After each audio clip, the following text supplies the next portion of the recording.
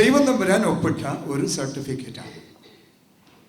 ഇങ്ങനെ ഒരു സർട്ടിഫിക്കറ്റ് എങ്ങനെ കൈവശമാക്കാൻ കഴിയും? അതാണ് ഇന്ന് രാത്രി പറയാൻ ശ്രമിക്കുന്നത്. നല്ല നിലത്ത് വിതയ്ക്കപ്പെട്ട ഒരു വ്യക്തി, ആ മനുഷ്യൻ്റെ ജീവിതത്തിൽ ദൈവം തമ്പുരാൻ നൽകിയ ഒരു സർട്ടിഫിക്കറ്റ്. നമ്മുടെ ഒരു ചിന്തയുണ്ട്, ഇന്ന് പരക്കെ കേൾക്കുന്ന ഒരു റോങ് തിയോളജിക്കൽ അണ്ടർസ്റ്റാൻഡിങ് എന്ന് പറയുന്നത്, കർത്താവിൻ്റെ ഭാഗത്ത് വന്നു കഴിഞ്ഞാൽ പിന്നെ everything is okay, no problem. രോഗമില്ല, ദുഃഖമില്ല, പട്ടിണിയില്ല, കടമില്ല, എല്ലാം സൂപ്പറാണ്. കർത്താവിൻ്റെ ഭാഗത്ത് വന്നു കഴിഞ്ഞാൽ പിന്നെ പ്രയാസമേ ഇല്ല, പ്രശ്നമേ ഇല്ല. That is quite unbiblical. That's a quite misunderstanding about the word of God. ഇതാ ദൈവം തമ്പുരാൻ ഭൂമിയിൽ അതിമനോഹരമായ ഒരു സർട്ടിഫിക്കറ്റ് നൽകിയ ഒരു മനുഷ്യന്റെ ജീവിതത്തിലേക്ക് നാം പ്രവേശിക്കാൻ ഒരുങ്ങുകയാണ്. എന്തായിരുന്നു ഈ മനുഷ്യന്റെ ജീവിതത്തിന്റെ അവസ്ഥ? ഞാൻ 3 കാര്യങ്ങൾ നിങ്ങളോട് പറയുന്നു ഈ മനുഷ്യന്റെ ജീവിതത്തെക്കുറിച്ച്.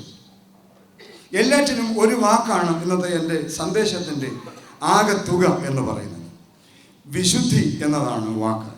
നല്ല നിലത്ത് വിതയ്ക്കപ്പെട്ടതാണ്. നല്ല നിലത്ത് വിതയ്ക്കപ്പെട്ടാൽ നമ്മൾ എല്ലാറ്റിനോടും ഇമ്മ്യൂൺഡാണ് എന്ന് കരുതുന്ന ഒരു കാലത്താണ് ജീവിക്കുന്നത്. എന്നാൽ അങ്ങനെയല്ല. We have to face the stark realities of our life. ജീവിതത്തിൻ്റെ പരിപരുത്ത യാഥാർത്ഥ്യങ്ങളെ നാം അഭിമുഖീകരിക്കുമ്പോൾ how do we react? Christianity is not measured by actions but by reactions. How do you respond to the realities of life? എങ്ങനെ ജീവിതത്തിൻ്റെ പച്ചയായ യാഥാർത്ഥ്യങ്ങളോട് നാം പ്രതികരിക്കും? Certificate അല്ലെങ്കിൽ ട്രോഫി അല്ലെങ്കിൽ സമ്മാനം അവസാനമേ കിട്ടുള്ളൂ. ഈ സമ്മാനം വാങ്ങിക്കാനുള്ള ഓട്ടം എങ്ങനെ ആയിരിക്കണം? 1. Job had a holy relationship with his God. Job had a healthy relationship with his God. ഇയ്യോബിന് അവൻ്റെ ദൈവത്തോട് വിശുദ്ധമായ ഒരു ബന്ധമുണ്ടായിരുന്നു. ഇയ്യോബും അവൻ്റെ ദൈവവും തമ്മിലുള്ള ബന്ധം വിശുദ്ധമായിരുന്നു, അതിപാവനമായിരുന്നു. ദൈവത്തിൻ്റെ ഡയലോഗ് കേട്ടപ്പോൾ സാത്താന് ദേഷ്യം വന്നു. സാത്താൻ കരുതി കർത്താവിനോടൊരു ദൈവത്തോടൊരു വാചകമാണ്. 9-ാമത്തെ വാക്യം. വെറുതെയാണോ ഇയ്യോബ് ദൈവഭക്തനായിരിക്കുന്നത്? വായിക്കാം.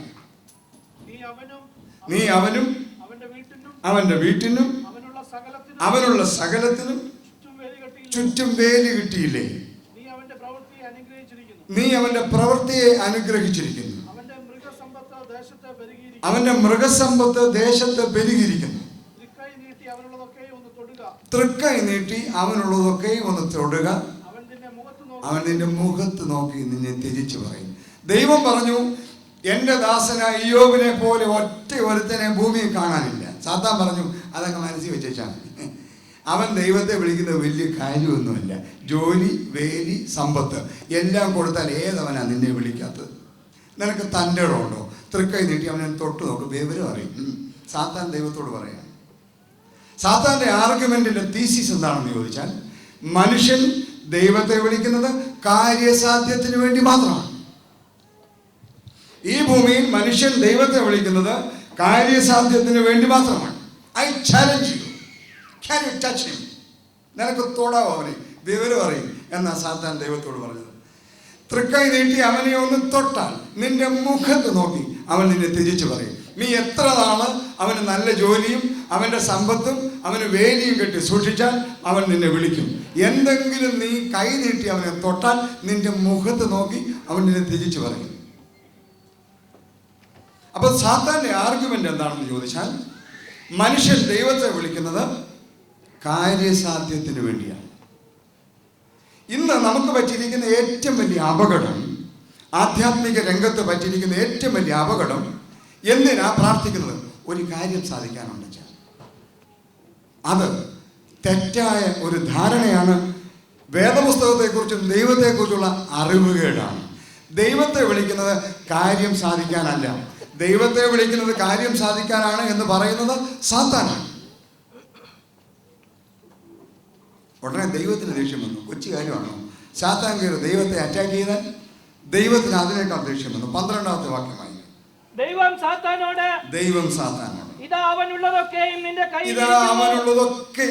കയ്യിലിരിക്കുന്നു, അവന്റെ മേൽ മാത്രം കയ്യേറ്റം ചെയ്യരുത്.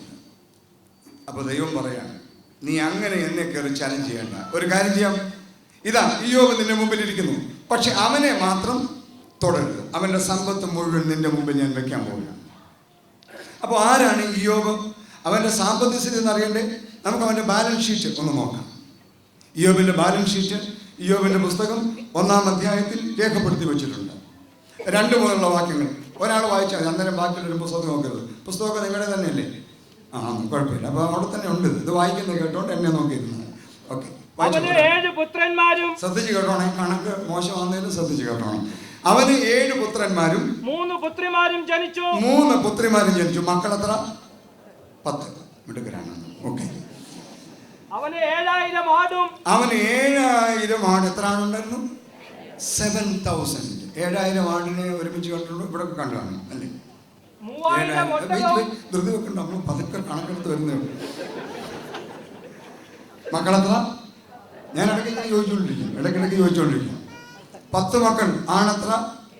7. പെണ്ണെത്ര? 3. ആടെത്ര? 7000. ഇനി വായിച്ചു. 3000 ഒട്ടകം. എൻ്റെ അമ്മോ, 3000 ഒട്ടകം. 3000 camels. ഒരെണ്ണത്തിനെ കഷ്ടിച്ച് ടി വിക്കകത്ത് കണ്ടിട്ടുണ്ട്. ഇയ്യോബിന്റെ മുറ്റത്ത് 3000 എണ്ണം. ആടെത്ര? 7000 എണ്ണം. നമ്മുടെ നാട്ടിൽ ഈ അപ്പച്ചന്മാർ ആടിനെ തീറ്റുമ്പോൾ ആടിനെ കയറിലൊക്കെ പിടിച്ചു. 1.5 ആടേ ഉള്ളൂ, പക്ഷെ ഒരു നിപ്പ് കണ്ട.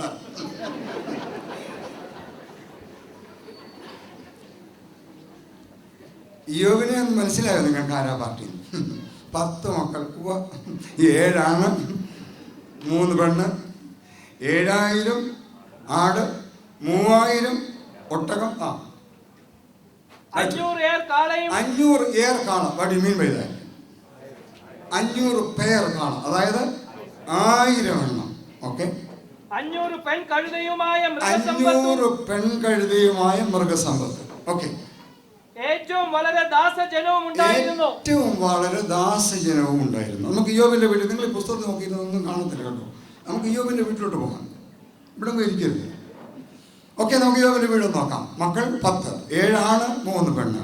7000 ആട്, 3000 ഒട്ടകം, 1000 കാള, 500 പെൺകഴുത, ഇഷ്ടംപോലെ ജോലിക്കാര്. ഇയ്യോബിന്റെ വീടിന്റെ